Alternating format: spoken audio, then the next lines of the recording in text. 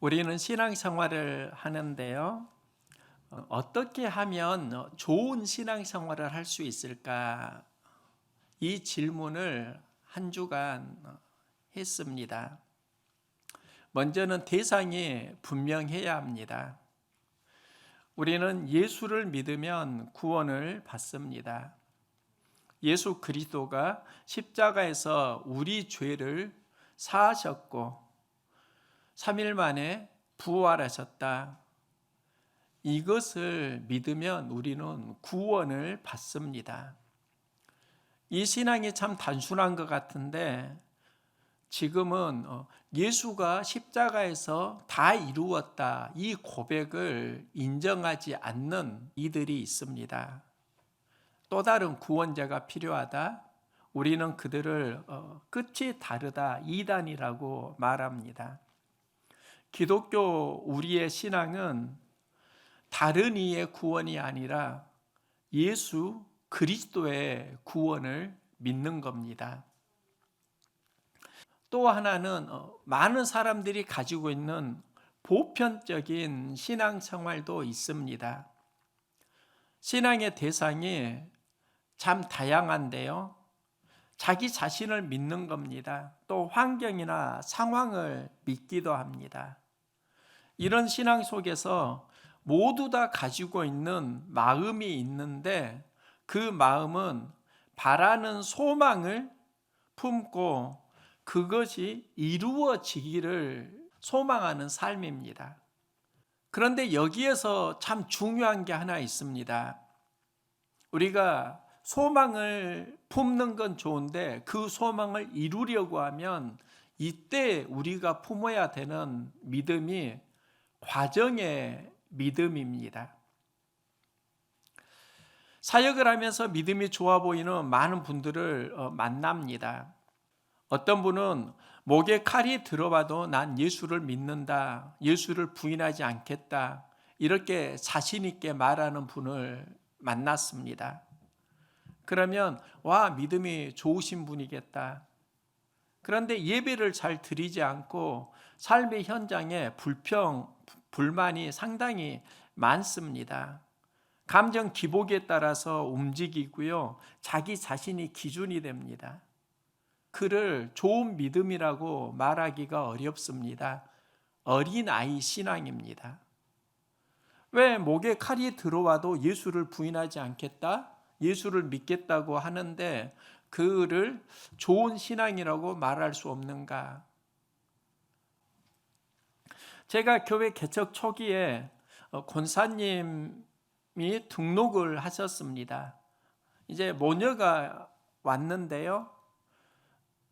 예배를 드리고 상당히 은혜를 받으신 것 같습니다. 그러면서 목사님, 교회에 수천 명, 광주에서 몇만 명 모이겠는데요. 그때 제가 솔직히 말했습니다. 권사님, 나는 수천 명 모이는 그런 교회에 대한 믿음은 없네요. 그때 권사님은 목사가 믿음이 없다고 적다고 하시면서 믿음을 크게 가지라고 하는 겁니다. 믿음을 키우라고 하는 겁니다. 그러면 그분이 참 믿음이 좋은 분인가? 그게 꼭 좋은 믿음은 아닐 수 있겠다. 이유가 있습니다. 소망은 몇천 명, 몇만 명을 말하는데 그 소망을 이루어지는 과정에 동참하지 않는 것을 보면서 좋은 믿음으로 말하기가 쉽지 않다는 걸 알았습니다. 우리는 큰 꿈을 가지라고 합니다. 그러면 좋은 믿음이라고 생각을 할 수 있는데요. 누구나 큰 소망은 말할 수 있습니다. 그런데 그 과정에 동참하지 않는다고 하면 좋은 믿음은 아닙니다. 교회 개척을 하고 하나님은 많은 은혜를 주셨습니다. 그 중에 가장 큰 은혜는 선물은 사람입니다. 하나님은 사역하는 현장에 사람을 통해서 동역하게 하셨습니다.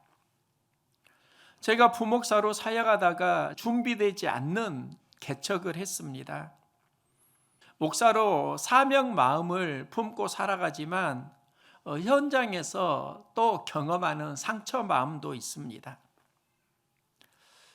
예전에 그냥 이야기를 나누면 친형처럼 느껴지는 한 집사님이 계셨습니다.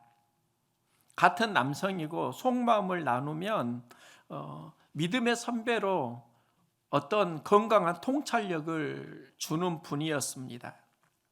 서로를 이해하고 의견은 다름도 있었지만 서로 공감하고 친구 같은 집사님이셨습니다. 광주에서 식당을 하셨는데요, 경기도로 이사를 가셨습니다. 그 경기도에 가시면서도 두어 달 정도 이곳에서 예배를 드렸습니다. 경기도에서 주일날에 여기까지 예배 드리러 온다는 게 쉬운 문제 아닙니다. 아내분이 여기는 교회 없냐고, 왜 그렇게 멀리 내려가냐고 하셔가지고요, 그곳에서 이제 교회를 정하시고 지금은 안수 집사가 되셨습니다. 문제는 교회가 버팀의 단계에서 리더 역할을 했는데 앞에서 빠지고 다른 분도 함께 교회에 출석하지 않는 그 상황이 있었습니다. 즉 수는 많지 않은데 나름대로 앞에서 솔선수범하던 그분들이 함께 상황 속에서 빠지게 되니까 교회 안에 위기감이 찾아왔습니다. 현실의 문제가 있었습니다. 버티고 오던 교회가 마이너스 통장을 사용하게 되고요, 그 감정이 지금도 느껴집니다. 상당히 부담스럽고 쿵 하는 마음이 실질적으로 있더라고요. 그 상황 속에서 한 집사님 부부가 오셨습니다. 주일 예배 드렸는데 사람 몇 명 안 됐어요. 그 집사님 부부가 그때 품은 마음은 이런 겁니다. 자리나 채워줘야 되겠다. 이 마음으로 교회에 등록한 분이 계셨습니다. 빈자리를 채워주시라고 기도하는 겁니다. 어떤 이는 수천 명이 모일 줄 믿습니다, 이런 기도를 하는데 그 집사님은요, 빈자리 채워주기 기도를 하셨습니다. 모두 채워져도 100여 명이 안 됩니다. 그런데 누구는 1000명, 몇천 명, 몇만 명이 예배 드릴 줄 믿습니다, 그 믿음으로 기도하는 분이 계셨고, 때로는 여기 빈자리 채워주세요 이렇게 기도하는 분도 계시는데 누구 믿음이 좋은 믿음일까? 우리는 보통 비전을 크게 말해야 한다 이렇게 생각을 하는데, 중요한 건 반드시 어떤 대가를 치루어야 하는 과정의 믿음이 필요하고, 본질은 소망을 크게 말한다가 아니라 그 큰 소망을 이루는 데는 큰 대가가 필요하다, 동참하는 그 과정의 믿음이 본질일 수 있겠다, 이 마음이 드는 겁니다. 즉 우리가 신앙생활을 할 때 진짜 좋은 신앙은 과정의 믿음에서 승리하는 겁니다. 어떤 소망을 크게 말합니다. 바라는 것 있습니다. 그런데 그 과정 속에서 계속 원망하고 불평한다고 하면 좋은 믿음이라고 할 수 없습니다. 하지만 소망은 작습니다. 그런데 주어진 상황 속에서 그래도 하나님과 동행하고 감사하고 믿음의 자리 안에서 승리하려고 하면 그 믿음은 과정의 믿음에서 좋은 겁니다. 영어에 이런 속담이 있습니다. No cross, no crown. 십자가가 없으면 크라운, 영광의 면류관이 없다, 이런 의미입니다. 이와 유사한 영어 속담이 No pain, no gain. 고통이 없으면 얻는 것이 없다. 즉 수고가 있어야지 열매가 열린다, 이런 의미입니다. 제 마음속에 찾아오는 건 그렇더라고요. 이게 과정의 믿음이구나. 제가 목회를 하면서 결과보다 중요한 게 과정이다, 이 생각은 상당히 많이 했습니다. 결과의 믿음으로 사니까 결과가 안 좋을 때 낙심하고 낙담하게 되더라고요. 이 과정에서 배우자, 이 과정에서 훈련받자. 그래서 과정이 중요하다. 교회 개척을 하고 현장에서 했던 고백입니다. 우리나라 최초로 국제 시인상을 수상한 사람이 고은입니다. 아시아 최초로 국제 시인상을 고은이 수상을 했는데요. 그분이 쓴 시 중에 그 꽃이라는 시가 있습니다. 제가 그 시를 한 번 읽고 다 외워버렸어요. 제가 머리가 좋아서가 아니라 굉장히 시가 짧더라고요. 내려갈 때 보았네, 올라갈 때 보지 못한 그 꽃. 이게 전부예요. 이 시가 나에게 영혼의 전율을 주었습니다. 올라갈 때는 안 보이는데 내려올 때 보이는 인생이 있다는 겁니다. 인생이 내려오는 그 과정 속에서 깨닫는 게 있다는 겁니다. 우리가 보아야 하는 그 꽃이 있다는 겁니다. 이게 바로 과정입니다. 오르기만 한 인생과 내려옴을 통해서 배운 인생은 삶의 저력이 다릅니다. 요즘 갑질 논란이 화제가 되는 경우가 제법 있는데요. 수년 전에는 생소한 말이었습니다. 이 갑질 논란이 사회에 등장한 사건이 2014년 땅콩 회항 사건인 것 같습니다. 당시 미국에서 인천으로 가는 대한항공에 대한항공 부사장인 조현아가 탔습니다.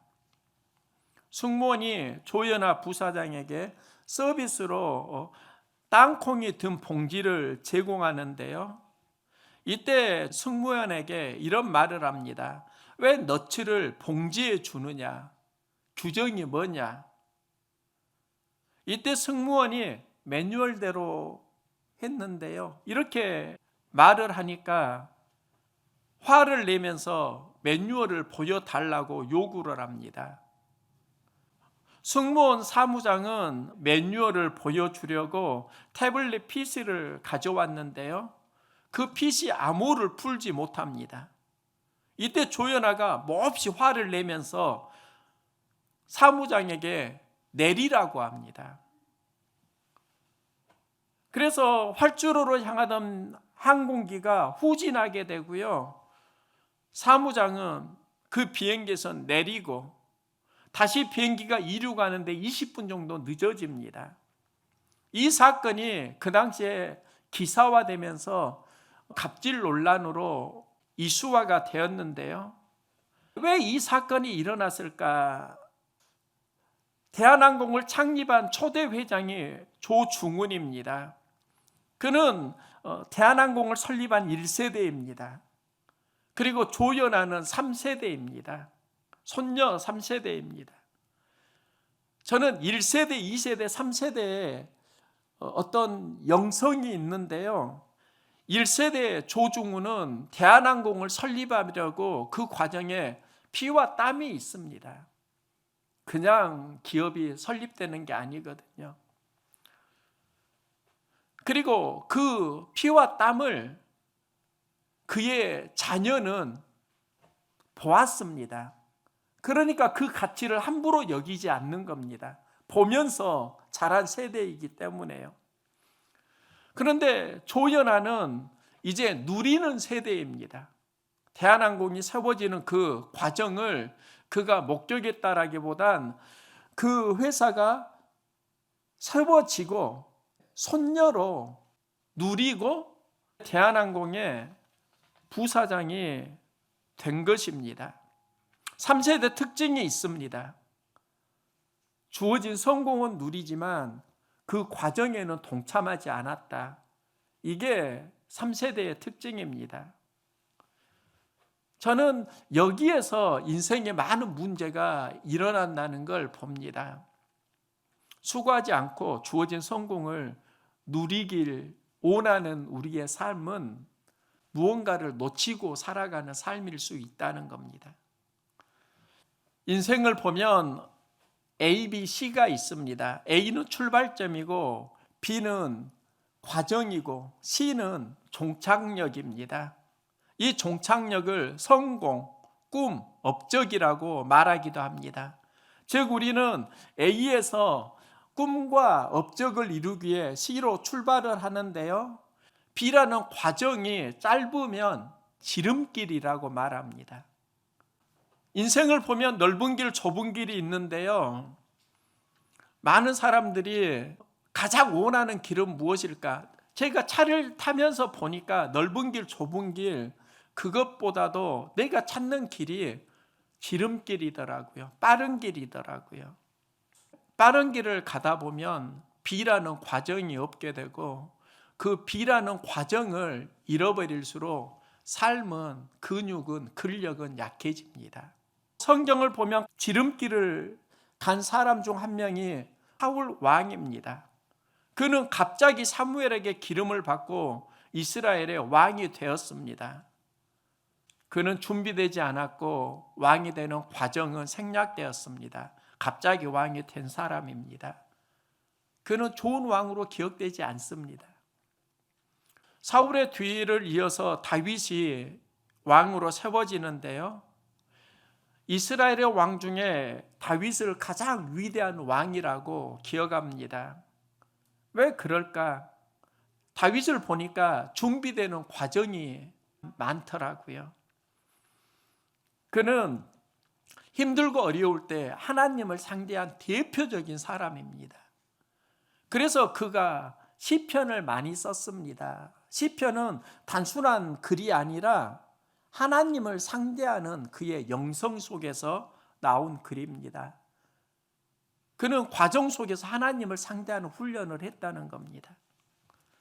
주어진 일상에서 최선을 다했습니다. 목동으로 살면서 양을 지키기 위해서 때로는 고민하고, 그래서 맹수가 달려와서 양을 물고 가면 그 맹수를 쫓아내기 위해 물매질을 배웁니다. 주어진 상황에서 최선을 다하면서 그에게 만들어진 달란트가 물매질이고, 이 물매질이 나중에 골리앗을 무찌르게 되고 왕으로 등극할 수 있는 기반이 됩니다. 그는 사울에게 쫓기는 삶을 삽니다. 매번 죽음의 위기를 경험합니다. 그때마다 다윗의 특징이 있습니다. 마음 힘들고 어려울 때 여호와를 바라보고 용기를 얻는 겁니다. 사울과 다윗의 차이가 무엇인가 보니까요, 사울은 과정에서 환경을 상대하고 배움을 놓친 사람입니다. 다윗은 과정에서 하나님을 상대하고 훈련받고 연단받고 배운 사람입니다. 다윗의 위대함은 과정에서 결정됩니다. 바울은 로마서에서 소망을 이루는 믿음을 말하는데요, 환난은 인내를, 인내는 연단을, 연단은 소망을 이룬다 말씀합니다. 그가 말하는 믿음의 핵심이 무엇인가? 그는 이 말씀을 할 때 믿음으로 의롭다 하심을 받았으니로 출발합니다. 하박국 선지자의 말씀을 인용한 겁니다. 하박국 선지자가 의인은 믿음으로 말미암아 살리라.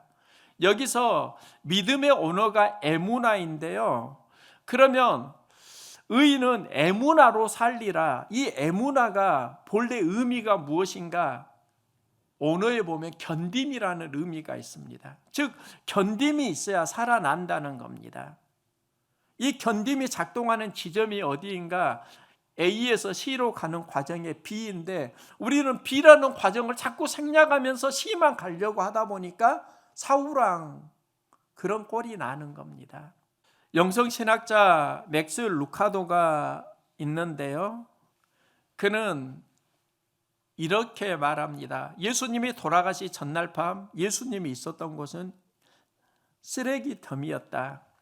예수님은 쓰레기더미 속에 목만 나온 인생이었다. 그를 따르던 사람들은 모두 그를 버리고 달아났다. 고민하고 슬퍼하셨고, 예수님은 이때 땀이 땅에 떨어지는 핏방울이 되도록 기도하셨다. 인생의 쓰레기 더미 속에서 목까지 잠겨있는 예수님의 인생은 생명을 이루는 과정입니다. 그런데 이 과정 속에서, 환난 속에서 예수님이 하셨던 게 무엇인가? 땀방울이 핏방울이 되도록 기도하셨다입니다. 예수님이 하신 게 무엇일까? 우리에게 보여주는 게 무엇일까? 십자가 감당하셨다? 우리는 이걸 보는데 진짜 예수님이 우리에게 전해주는 메시지는 그 과정의 믿음일 수 있습니다. 십자가를 통해서 구원을 이루셨는데 그 십자가를 이루기 전에 땀방울이 핏방울이 되도록 기도하셨다는 겁니다. 우리는 역경을 만날 때 실패와 시련을 견디고 승리한다, 견딤을 말하는데요. 그런데 생각을 해보니까 실패와 시련을 견디고 승리하는 것도 있지만 좀 더 적극적으로 생각을 해보니까 실패와 시련 덕분에 이루는 경우가 의외로 많습니다.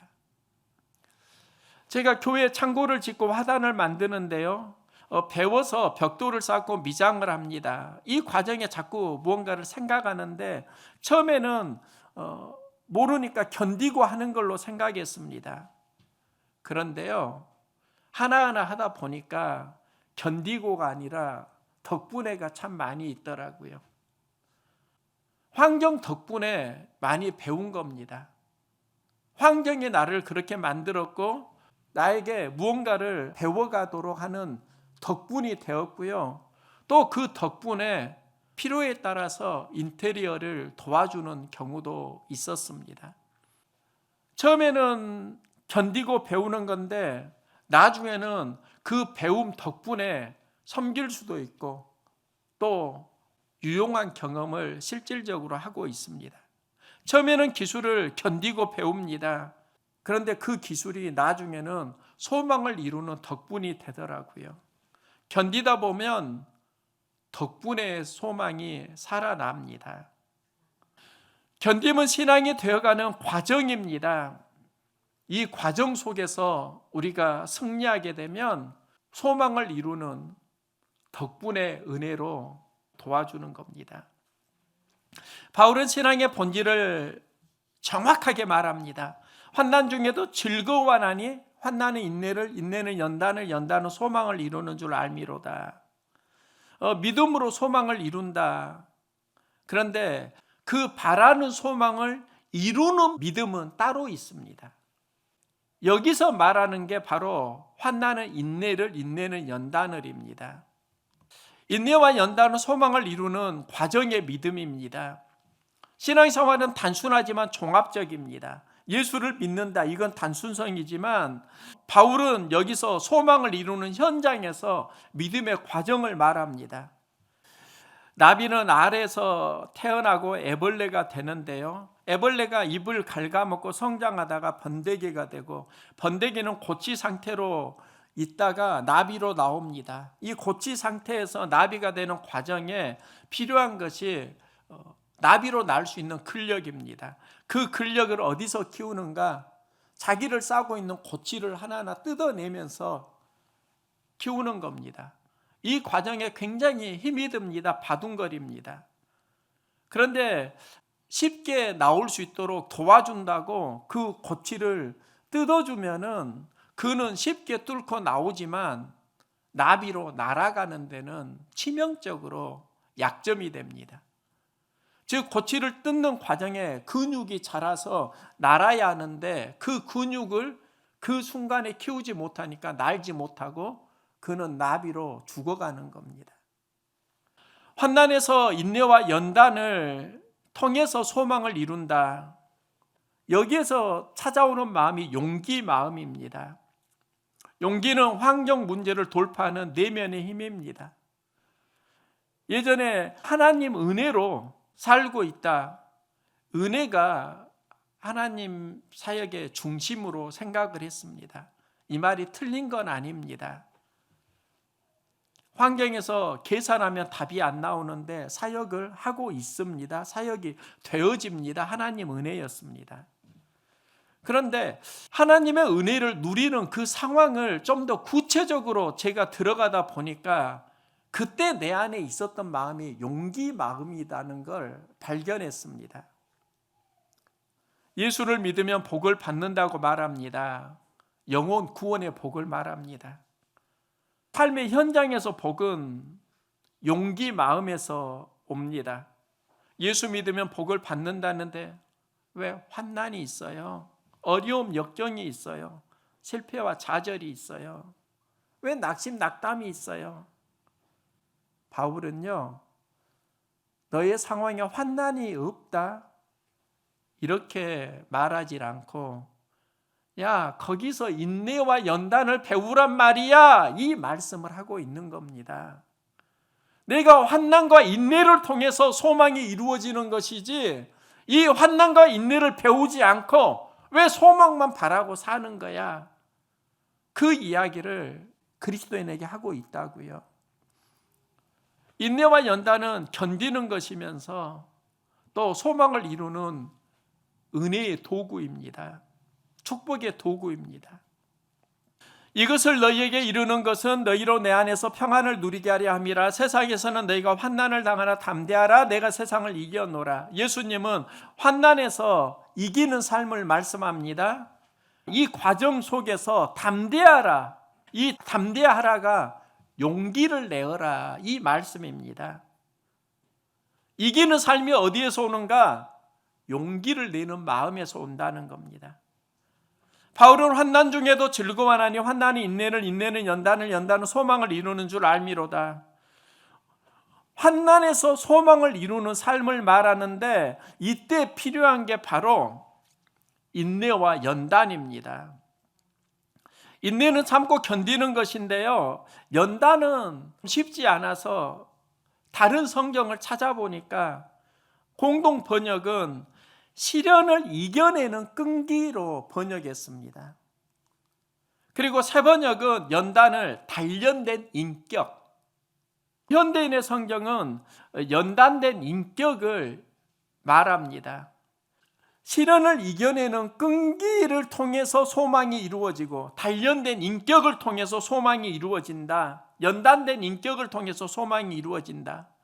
그런데 이 소망을 이루어진다, 예수님은 담대하라. 그러면 이 담대하라가 용기를 가져라. 이 용기를 가져라가 무엇과 연결되냐면 바로 인내와 연단과 연결됩니다. 용기는 인내와 연단이라고 할 수 있습니다. 용기는 참고 견디는 것이고 시련을 이겨내는 끈기라고 할 수 있습니다. 예수님은 제자들에게 이기는 삶으로 용기를 내라고 말씀합니다. 바울은 환난에서 소망을 이루는 믿음으로 인내와 연단을 말씀합니다. 서로 연결하면 환난을 이기고 소망을 이루는 것이 무엇인가? 인내와 끈기이고, 이게 바로 용기, 마음이라는 겁니다. 이기는 승리가 어디에서 시작되는가? 과정의 믿음에 용기가 작동해서 이기는 삶, 승리하는 삶을 살아갑시다.